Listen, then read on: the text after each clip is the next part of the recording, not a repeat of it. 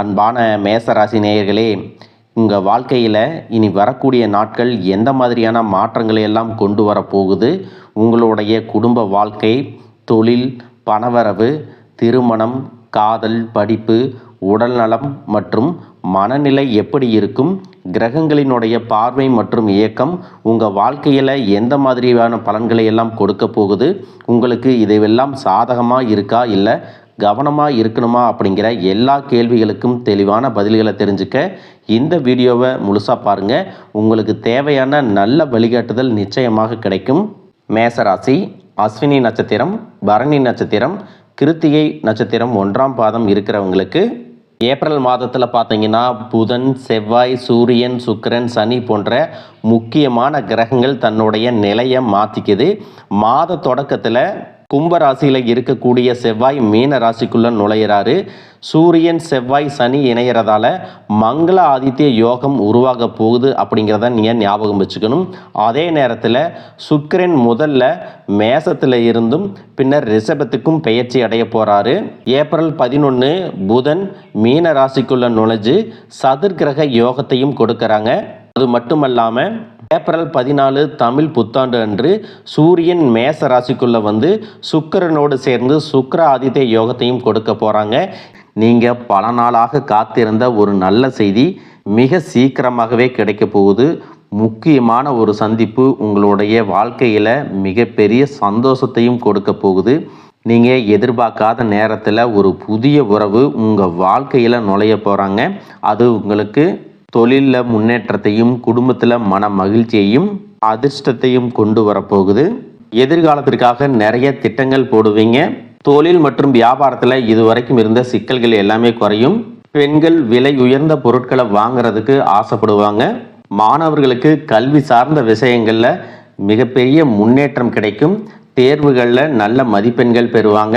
விளையாட்டுத் துறையிலும் சாதிக்கக்கூடிய வாய்ப்புகள் இருக்குது.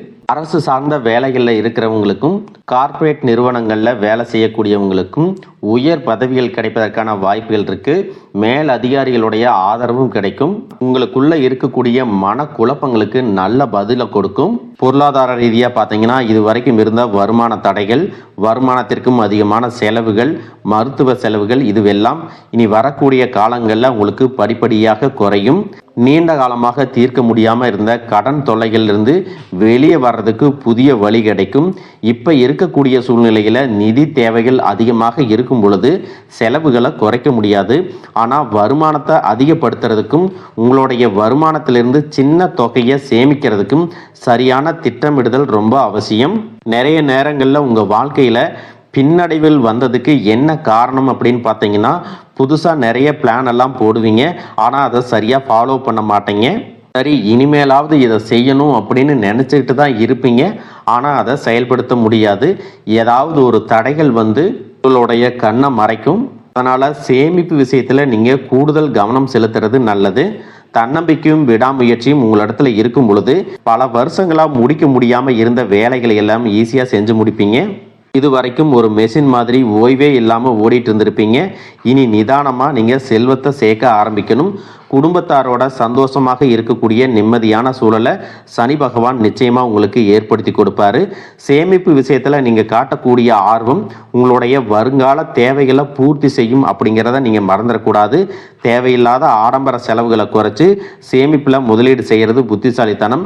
ரியல் எஸ்டேட், பங்கு சந்தைகளில் முதலீடு செய்கிறவங்க அந்த துறையில் இருக்கக்கூடிய நிபுணர்களின் ஆலோசனையை கேட்டு செயல்படுவது ரொம்பவே அவசியம். இதுவரைக்கும் உறவினர்கள் மற்றும் நண்பர்களோட மனக்கசப்பு, கருத்து வேறுபாடெல்லாம் ஏற்பட்டிருக்கும். உங்களுக்கு எதிரிகளாக இருக்கிறவங்க கூட நட்புக்கரம் நீட்டி உங்ககிட்ட ஆலோசனை கேட்டு வருவாங்க. குடும்ப ரீதியாக பார்த்தீங்கன்னா உங்கள் தாய் தந்தையர் பேரில் இருக்கக்கூடிய சொத்துக்கள் மற்றும் குடும்பத்தின் மூலமாக வரக்கூடிய உதவிகள் எல்லாமே உங்களுக்கு மிகப்பெரிய பலமாக இருக்கும். ஒருவேளை உங்களுக்கு பூர்வீக சொத்து சம்பந்தமாக ஏதாவது விவாதங்கள் இருந்தாலும் அது இன்னும் ஒரு 3 மாதங்களுக்கு பிறகு சரியாகும். கோர்ட்டு விஷயங்கள்லையும் அமைதியாக கடந்து போனீங்கன்னா இன்னும் சில நாட்களில் உங்களுக்கு நல்ல தீர்ப்புகள் கிடைக்கும். இது வரைக்கும் யாரை நம்பலாம் யாரை நம்பக்கூடாது அப்படின்னு பலவிதமான மனக்குழப்பங்கள் எல்லாமே உங்கள் மனசில் இருந்தாலும் எல்லாரும் அவங்கவங்க சூழ்நிலையில் நல்லவங்க அப்படிங்கிறத புரிஞ்சிக்கக்கூடிய மனநிலைக்கு நீங்கள் வரணும். ஒரு சில உறவினர்கள்ட்ட பேசும்போது கொஞ்சம் கனிவாக நடந்துக்கணும். யார் ஏதாவது சொன்னாலும் அமைதியாக இருந்து உங்களுக்கான காரியங்களை நீங்கள் சாதிக்கணும். இந்த கிரகங்களினுடைய சேர்க்கை காரணமாக உங்களுடைய நிர்வாகத்திறன் இப்பொழுது மேம்பட்டிருக்கும். வேலை செய்யக்கூடிய இடத்துல நல்ல முன்னேற்றத்தை பார்ப்பீங்க. முடிஞ்ச வரைக்கும் தேவையற்ற அலைச்சல்களை நீங்கள் குறைச்சிக்கணும். உடல்நிலையை பொறுத்த வரைக்கும் நுரையீரல், மார்பு, சிறுநீரகம் போன்ற உறுப்புகளில் உங்களுக்கு அதிகமான கவனம் தேவை. ஜீரண மண்டலத்தில் அதிகமான பிரச்சனைகள் வராமல் இருக்கிறதுக்கு இயற்கை மற்றும் ஆரோக்கியமான உணவுகளை எடுத்துக்கொள்ளணும்.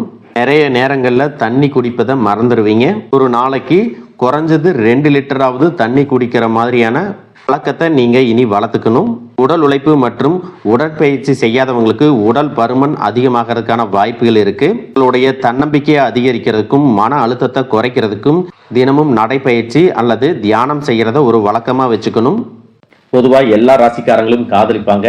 அந்த காதல் நிறைவேறுமா, காதல் திருமணம் நடக்குமா, பெற்றோர்கள் எதிர்ப்பு தெரிவிப்பாங்களா அல்லது சம்மதம் தெரிவிப்பாங்களா அப்படிங்கிற நிறைய கேள்விகள் இருக்கும். இன்னும் சிலர் என்னதான் உண்மையாக நேசிச்சாலும் அளவுக்கு அதிகமான பாசம் வச்சிருந்தாலும் நம்மளுடைய ஜாதகம் பொருந்தி வருமா, இது செட் ஆகுமா அப்படிங்கிற மாதிரி நிறைய சந்தேகங்களும் இருக்கும். அப்படி யோசனையில இருக்கிறவங்க உங்களுடைய ஜாதகத்துல லக்னத்துல ராகு அல்லது கேது இருந்துச்சு அப்படின்னா காதல் திருமணம் அல்லது கலப்பு திருமணம் அமைவதற்கான வாய்ப்புகள் இருக்கு.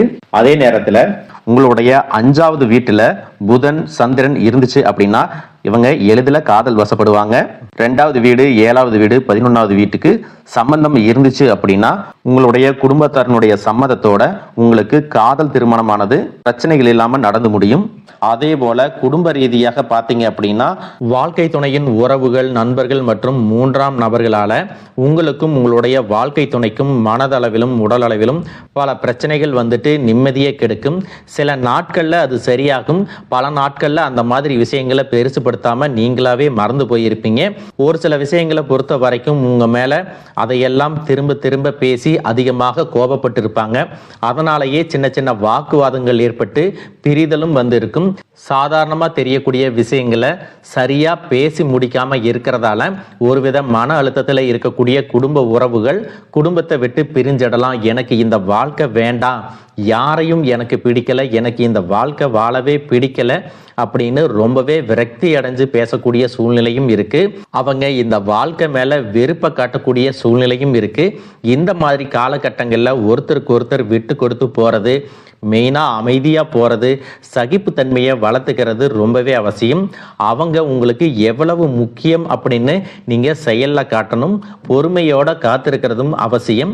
தன்னுடைய சுயநலத்துக்காக மற்றவங்களை காயப்படுத்துறது, குடும்ப உறவுகளை பிரித்து வைக்கிறது மற்றும் சில பாவங்களை செய்யறவங்களுக்கு சனி பகவான் நிச்சயமாக அவங்களுடைய கர்ம வினைகளுக்கு தகுந்த தண்டனைகளை கொடுப்பார் அப்படின்னு நீங்க நிதானமா கடந்து போங்க. உங்களை பொறுத்த வரைக்கும் மனசாட்சிக்கு கட்டுப்பட்டு நியாயமான விஷயங்களை செய்யுங்க. தப்பு இருந்தா திருத்திக்கிங்க. சில இடங்கள்ல மற்றவங்க செய்யற தப்ப மன்னிக்கவும் நீங்க முயற்சி செய்யுங்க. குடும்ப உறவுகள் சில மாதங்கள்ல சேரக்கூடிய வாய்ப்புகளும் இருக்கு. அதற்கான முயற்சிகளை நீங்க தொடர்ந்து எடுத்துக்கிட்டே இருக்கணும்.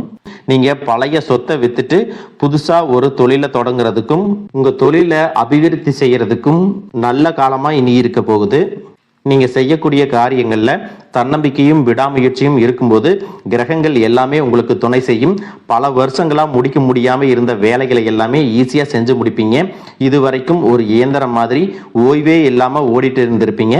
தேவையில்லாத ஆடம்பர செலவுகளை எல்லாம் குறைச்சு சேமிப்புல முதலீடு செய்யறது புத்திசாலித்தனம். மற்றும் பூமி வாங்குறதுல நீங்க முதலீடு செய்யலாம். சனி பகவானை பொறுத்த வரைக்கும் ஒரு தனிச்சிறப்பு இருக்கு.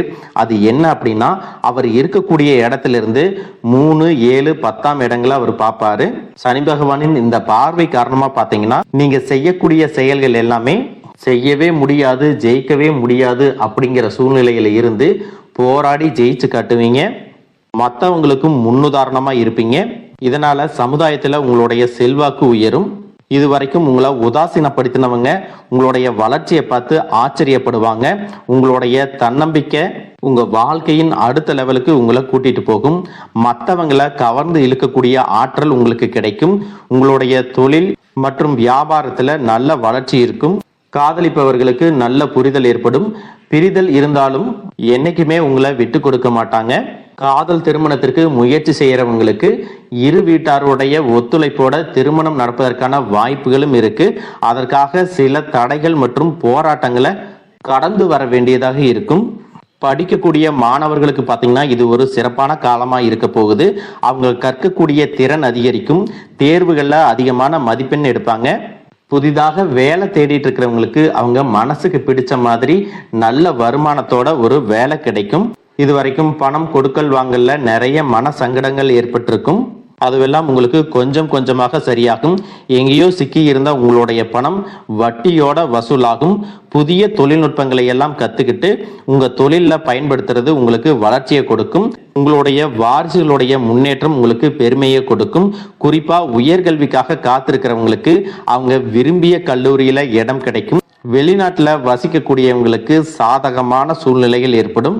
குலதெய்வ வழிபாடு மற்றும் ஆன்மீக நாட்டம் உங்களுக்கு அதிகரிக்கும். நல்ல விஷயங்களை மட்டும் செய்யுங்க, உங்களுக்கு நல்லதே நடக்கும். வாழ்க வளமுடன், வாழ்க பல்லாண்டு.